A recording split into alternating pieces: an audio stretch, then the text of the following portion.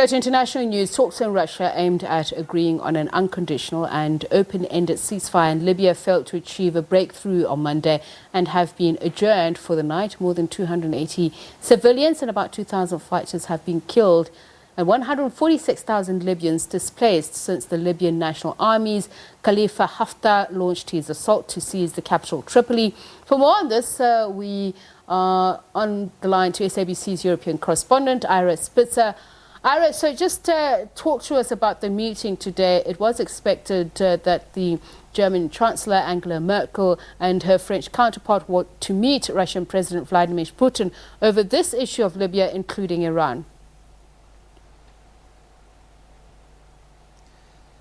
Well, the meeting today in Moscow appears to have been inconclusive based on the reports we heard from Russia's Foreign Minister Sergei Lavrov just a bit earlier, and he said that the UN-backed government representatives had agreed to move forward with the ceasefire. Well, the rebel leader Khalifa Haftar's group still had some questions, but they were hopeful that both sides would sign off on this tomorrow. And where this is all leading is actually to where I am here in Berlin. It is very likely that we will have a high-level meeting this Sunday, bringing together key world leaders, including Russian President Vladimir Putin and Turkish President Recep Tayyip Erdogan,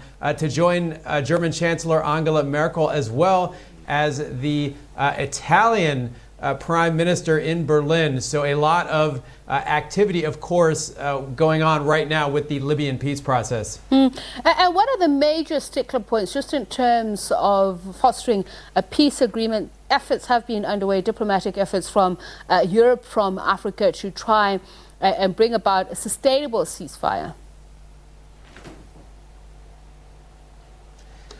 Well, you have to understand that Libya is an incredibly chaotic situation, a country that has been in disarray basically since the killing of Muammar Gaddafi, the former leader, in 2011. So you've had these rival factions fighting each other for several years, and for the past 9 months, the rebels who control most of the country outside of the capital of Tripoli have been laying siege to Libya's capital. And now, of course, what has happened is that the outside world has gotten yet more involved, and we do see countries supporting both the UN-backed government as well as the opposition forces. And Turkey and Russia are on two sides of that divide there, which is why the cooperation between Turkey and Russia is so important here. But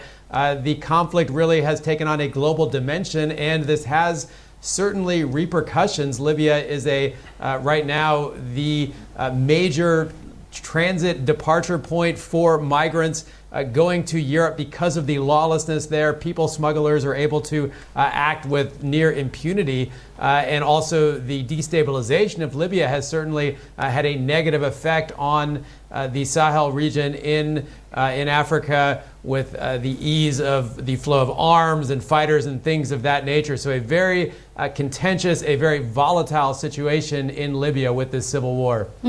Now, you mentioned the issue of Turkey earlier on. It's said that it's helping Libya's government to achieve some sort of stability, and yet there's been criticism against Turkey.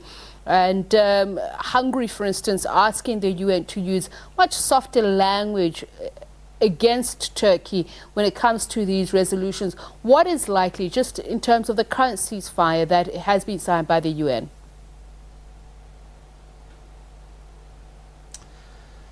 Well, right, that is, of course, the first question, is how long will this ceasefire really hold? Both sides have reported violations of that ceasefire just in the first 24 hours, but reports on the ground indicate that despite that, there has been a slowdown in hostilities, which is, of course, a positive thing and welcomed by all those who are trying to help broker this peace. But right, as you mentioned, Turkey has allied itself for the moment with the UN-backed government of Libya and has plans to send troops there to provide support. They say that those troops would not be directly involved in any type of fighting. On the other hand, there are also reports that there could be hundreds of Russian fighters. Now, I should clarify, these are not, according to Russia, in any way associated with the Russian military or government, but be that as it may, there do appear to be also Russians in the country. And again, they would be supporting the rebel forces, so fighting or opposing the government, which has been supported by Turkey. And Turkey has emerged as the key backer, perhaps propping that government up at all. I mentioned earlier that the government really controls barely any of the country at this point, but with Turkish support and with Turkey's interests in the region, that is, of course, a very key ally to have, and that is an ally that it appears that government heads into these peace talks with. But from the European side, it's really not so clear who the European Union supports here. France, for instance, has come out supporting the rebels for the most part. So a very confusing situation right now, which of course this peace process hopes to provide some sort of resolution, or at least some progress in establishing what the future of Libya might hold. All right, thank you very much. Our correspondent here in Europe, Ira Spitzer. And that's an update on the situation, on European talks on the situation in Libya.